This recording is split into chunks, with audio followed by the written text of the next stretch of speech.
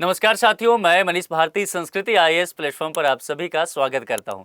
साथियों, जैसा कि आप अभी तक ये जान ही चुके होंगे कि कांग्रेस की वरिष्ठ नेता हैं मीनाक्षी नटराजन। उनका मध्य प्रदेश से राज्यसभा में चुनाव हेतु जो उन्होंने नामांकन दाखिल किया था, निर्वाचन अधिकारी के द्वारा उसे रद्द कर दिया गया। ये जानकारी तो हम सबके पास है, लेकिन अब जरा हम इससे आगे समझने की कोशिश करते हैं। चूंकि ये मसला सुप्रीम कोर्ट भी गया था और सुप्रीम कोर्ट ने इस पर क्या डिसीजन दिया है यह देखेंगे।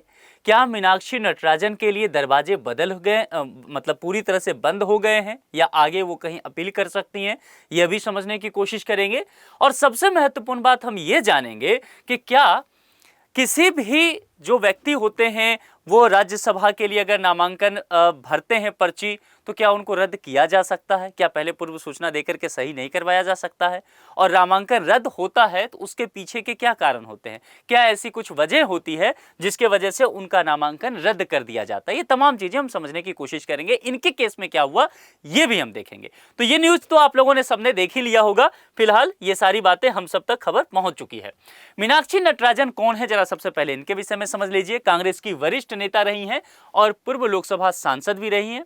कांग्रेस के जो वरिष्ठ नेता है राहुल गांधी, इनके ईमानदारी से बहुत प्रभावित रहे। कहा जाता है कि एक बार 5 करोड़ रुपया चुनाव लड़ने के लिए इनको दिया गया पार्टी की तरफ से, और 1 करोड़ में ही इन्होंने चुनाव लड़ा, 4 करोड़ बच गए, तो इन्होंने पार्टी को 4 करोड़ वापस कर दिया।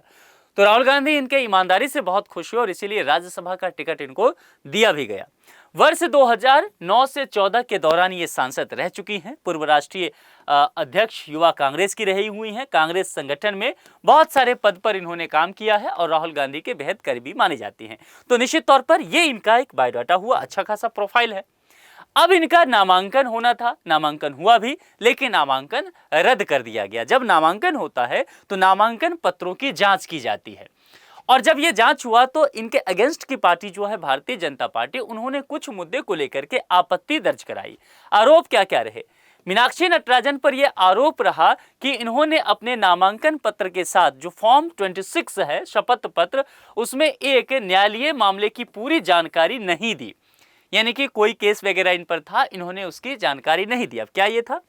यह मामला हैदराबाद की एक अदालत में लंबित एक निजी शिकायत से संबंधित था। ध्यान रखिएगा, कांग्रेस की तरफ से बताया गया है कि इन पर किसी प्रकार का एफआईआर दर्ज नहीं है, केवल इनके नाम पर एक शिकायत है।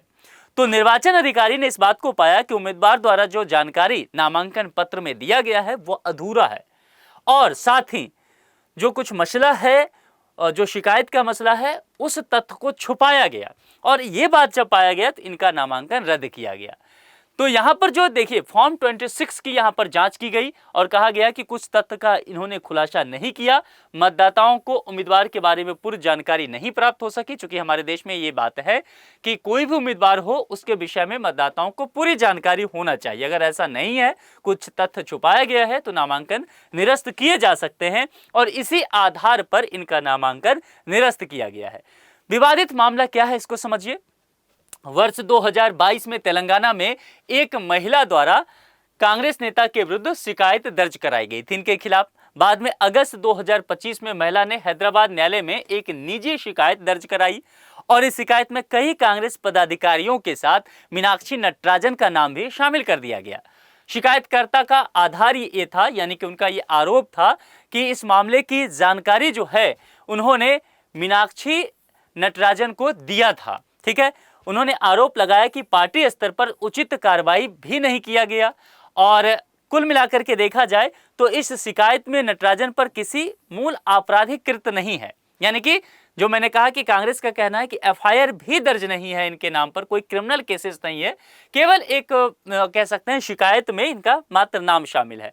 कांग्रेस का पक्ष यहां पर जो अभिषेक मनु सिंह भी है, राज्यसभा सांसद हैं, कांग्रेस के तरफ से वरिष्ठ वकील भी हैं, इन्होंने कहा कि हमने चुनाव आयोग के सामने विस्तार से अपनी बात रखी। उस दिन आपको पता होगा कांग्रेस के तमाम वरिष्ठ नेता जो हैं चुनाव आयोग गए थे, और मीनाक्षी का नामांकन इस आधार पर रद्द कर दिया गया कि उनके खिलाफ कोई आपराधिक मामला नहीं है। यानी कि इनका कहना है कि इन पर किसी तरह का एफआईआर दर्ज नहीं है, यानी कोई ऐसा केस नहीं था जिसका खुलासा किया जाना चाहिए था। कहां किया जाना चाहिए था?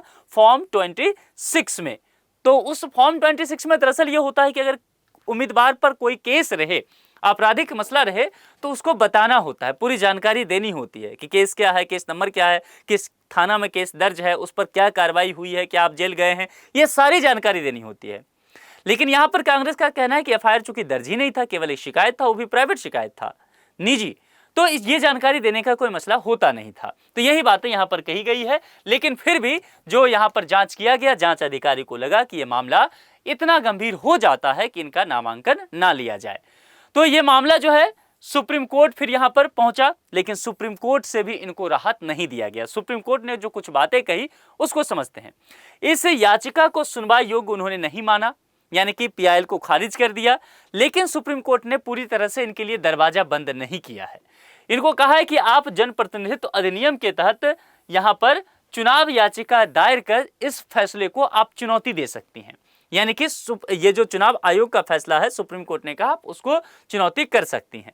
कुल मिलाकर के जस्टिस प्रशांत कुमार मिश्रा और जस्टिस एएस चंदूरकर की बेंच ने संविधान के अनुच्छेद 329 में निहित प्रतिबंध का हवाला देते हुए अपने रिट अधिकार क्षेत्र का इस्तेमाल करने से इन्होंने इनकार किया है। अब एक मसला यहां पर तो ये केस समझ गए। अब जरा समझते हैं कि अगर राज्यसभा सदस्य किसी को बनना हो तो उनके लिए क्या क्या संवैधानिक योग्यता है। देखिए यहां पर संविधान के अंतर्गत देखेंगे, योग्यता की बात देखेंगे कि राज्यसभा सदस्य बनने के लिए क्या योग्यता होनी चाहिए। तो आर्टिकल 84 में यह चर्चा किया गया है और कहा गया है कि सबसे पहले वो क्या होना चाहिए, भारत का नागरिक होना चाहिए। और चूंकि वरिष्ठों का सदन है इसलिए कम से कम उनकी आयु 30 वर्ष होनी चाहिए।